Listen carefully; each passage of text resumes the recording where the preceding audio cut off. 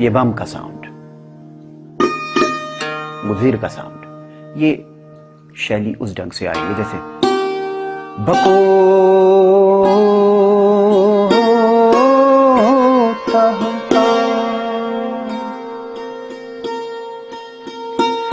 सालीना अशिको बको।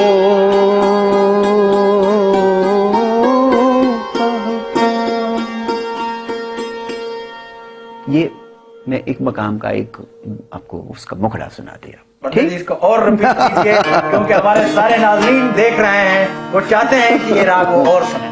मतलब ये कि मैं ज़र्ब की बात कर रहा हूं, ज़र्ब की बात, कि यहां बोल कैसे आ रही हैं।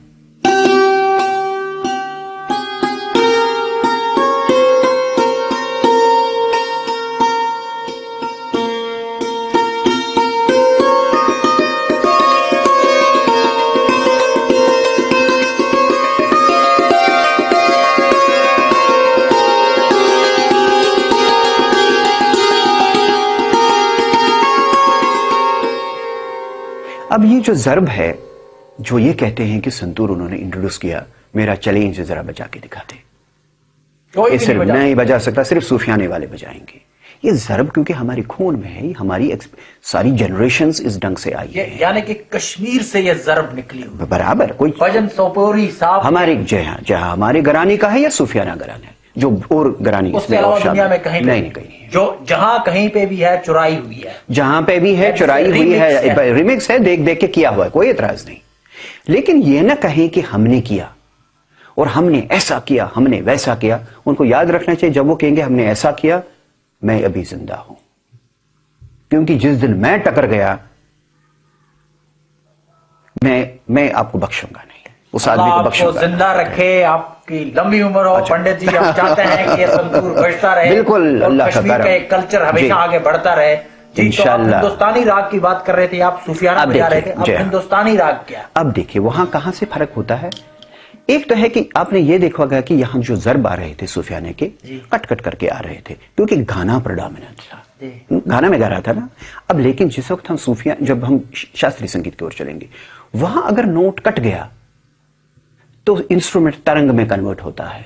जब इंस्ट्रूमेंट तरंग में कन्वर्ट होता है, कोई भी शास्त्रीय गायक उसको एक्सेप्ट नहीं करेगा। वो ये कहेगा कि जब आप बजा रहे हो तो गाना कैसे उतरेगा, ये मुझे बताओ।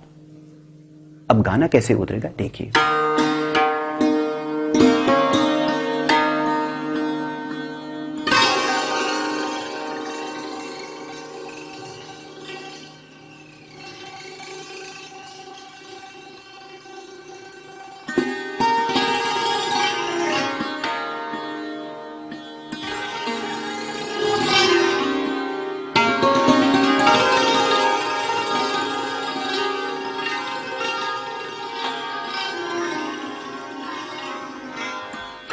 मकसद क्या है? मा पानी सा गा मा पानी धा मा प गा मा रे सा।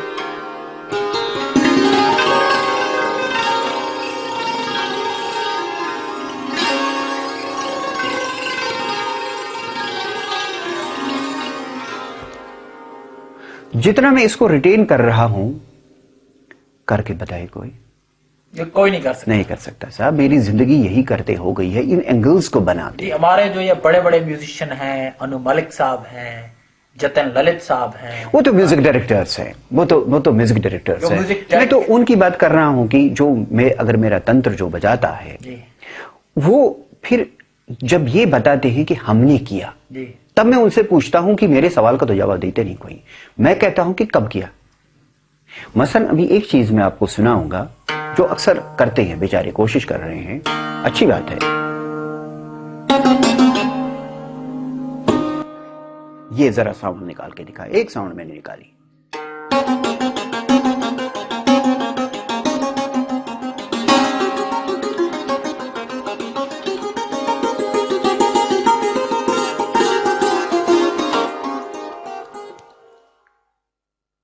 गाना है पानी दा पादा मा पा नी दा पादा मा पा सा नी सा दा पादा मा पा।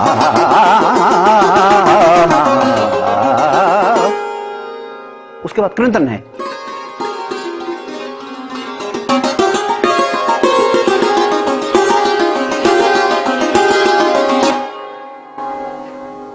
अब ये चीजें जो मैं करता गया सारी जिंदगी में अपने कमरे में बैठ के सारी रात सोच सोच के इन ज़रबों को कहां से लाऊं, कैसे करूं। ज़रब तो क्रिएट हो गए, साज अल्लाह के करम से साज उस सांचे पे पहुंचा जहां एक रिसर्च का एक इसमें बन गया कि अब इस पे रिसर्च हो सकता है। अब ये शैली क्या है, कैसे ये क्रिएट हुआ। सिर्फ डोल नहीं बेटा हमारा, क्योंकि सोशलाइजेशन का मेरे पास तो टाइम ही नहीं है, कहां से करें। मैं इसकी इबादत करूं, रियाजत कर लूं, मैं कंपोजिशन के बारे में सोचूं, आखिर हजारों मेरी कंपोजिशन है, वो स्क्रिप्ट में पढ़ूं, शायरों का कलाम पढ़ूं, शायरों को अंडरस्टैंड कर लूं कि मैं सोशलाइजेशन कर लूं। मुझे नहीं मंजूर सोशलाइजेशन। मैं एक कमरे में रहूंगा, यही मेरी इबादत है, यही मेरा रिलीजन है, यही मेरा सब कुछ है, ये मेरी जिंदगी है। लेकिन जब इसकी आप बात करेंगे और ये सोचेंगे कि हम अब अफलातून हो गए, सुल्तान बन गए, मैं नहीं होने दूंगा वो। मैं हमेशा कहूंगा कि अल्लाह का फरमान यह है कि ईश्वर का यह है कि भाई आप कभी यह ना कहो कि भाई मैं सब कुछ हूं, मैं कुछ नहीं हूं। जो वही रास्ता बता रहे हैं, जो बुजुर्गों ने रास्ता बताया मेरे, मैं वही कर रहा हूं। मैं सिर्फ इबादत कर रहा हूं। लेकिन कोई अगर यह कहता है कि नहीं ये मैं कर रहा हूं, तब उसको प्रूव करना चाहिए स्टेज पर। घरों में, ड्राइंग रूम में बैठ के, बड़े बड़े हाईफाई सर्कल्स में रह के, ये मेरा चैलेंज है। हाँ, अगर वो प्रूव करें, चलिए ठीक है। तो ये फख्र सिर्फ कश्मीर को हासिल है अल्लाह के करम से। हमारा गाना बजाना जो भी है, जखीरा जो आपने गाया है, कंपोज किया हुआ है, जो आपने बजाया हुआ है, तो उस जखीरे का कितना मवाद है जो आम दुनिया तक पहुंचा, आम लोगों तक? काफी तक, लाखों तक पहुंचा है। वो दुनिया जानती है, ऐसी बात नहीं है। अनफॉर्चुनेटली अल्ताफ साहब क्या प्रॉब्लम हो गई है कि हम में न सच सुनने की ताकत है, न सच बोलने की ताकत है। जो मैंने देखा है, देखे मैंने जिंदगी के बड़े अजीब गरीब हिस्से देखे। मैं तो ब्यूरोक्रेसी का भी हिस्सा रहा हूं, अंगूठा छाप तो हूं नहीं। मैंने अमेरिका में भी स्टडी किया है, मैं हर जगह गया हूं, हर जगह बजाया हूं, लाखों से इंटरेक्शन मेरा हुआ है।